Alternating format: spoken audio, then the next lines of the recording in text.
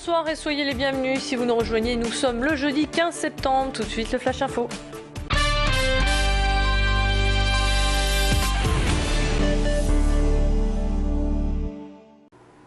Et on commence cette édition avec la bonne nouvelle de cette semaine, l'arrivée du Vélil. 3800 vélos seront mis en circulation dès demain. Ils arriveront dès 5 h du matin.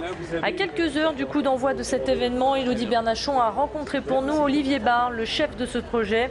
Rapide, écolo et pratique, il vous permettra de circuler plus facilement en ville. Vous en trouverez à Lille, Mons et la Madeleine.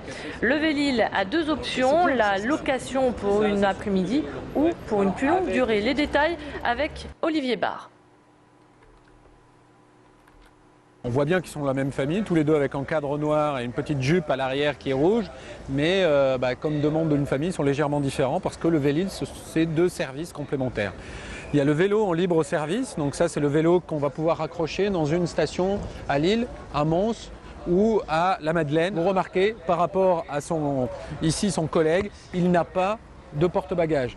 Ici, on est sur un vélo beaucoup plus courant qu'on va pouvoir trouver de manière plus large en ville, puisqu'on est sur un vélo, il n'a pas d'attache. C'est le vélo en location longue durée. Vélo location longue durée, c'est le vélo que tous les habitants, les étudiants et les salariés sur une des communes de Lille Métropole vont pouvoir louer.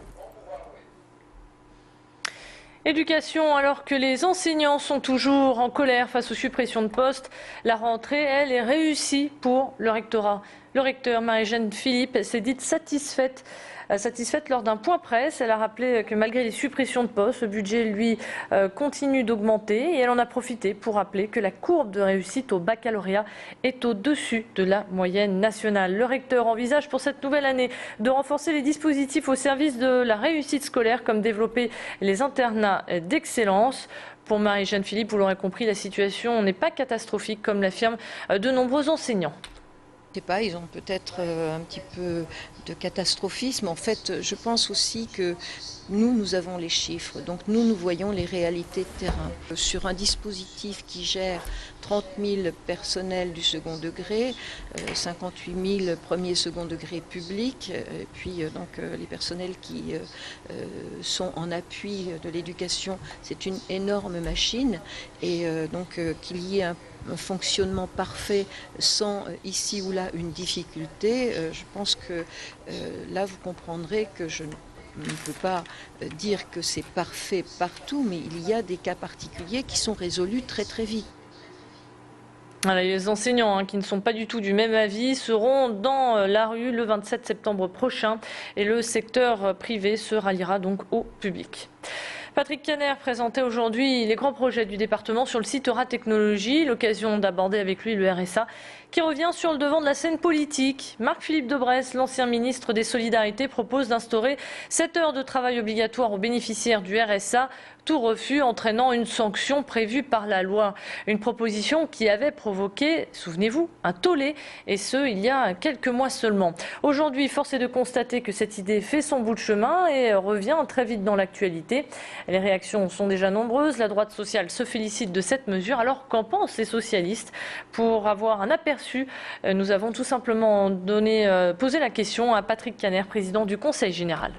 Le RSA, en confiant le professionnel à Pôle emploi qui n'a pas les moyens de suivre cette dimension, a échoué manifestement. Donc il faut réinventer le RSA, réécrire complètement cette loi qui aujourd'hui est manifestement un échec considérant la situation de l'emploi dans notre pays. Et à partir de là, imaginer des solutions durables. Et aujourd'hui, ce que souhaitent les gens, c'est encore une fois avoir à minima un mi-temps pour pouvoir exister sur le plan social et sur le plan économique.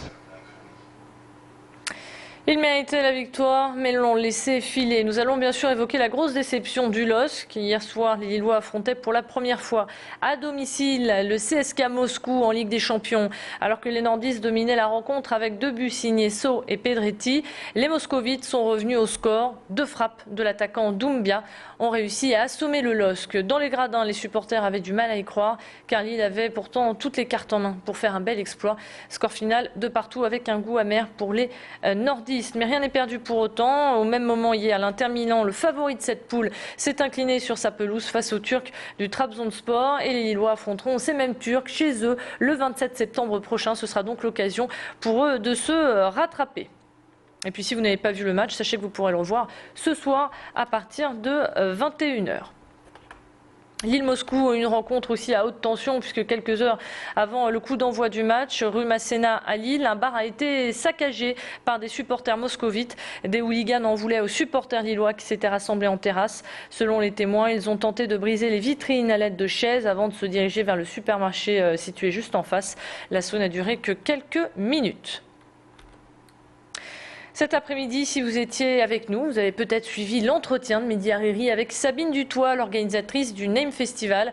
Ensemble, ils ont parlé de ce grand rendez-vous de l'électro, grand rendez-vous de l'année qui se déroulera ce week-end à Tourcoing. Le programme de ces 2-3 jours est festif et il a été passé en revue.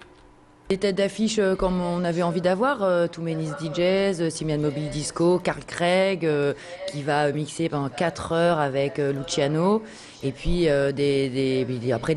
plutôt des têtes chercheuses, des valeurs montantes. Toute la programmation est visible sur le site, mais c'est une programmation qui mélange les différentes familles de la musique électronique en fait. Voilà, le Name Festival qui rendra aussi hommage à DJ Mehdi, décédé en début de semaine. Voilà donc pour l'essentiel de l'actualité. Restez avec nous, on se retrouve dans une poignée de secondes pour faire un point complet sur votre météo. A tout de suite.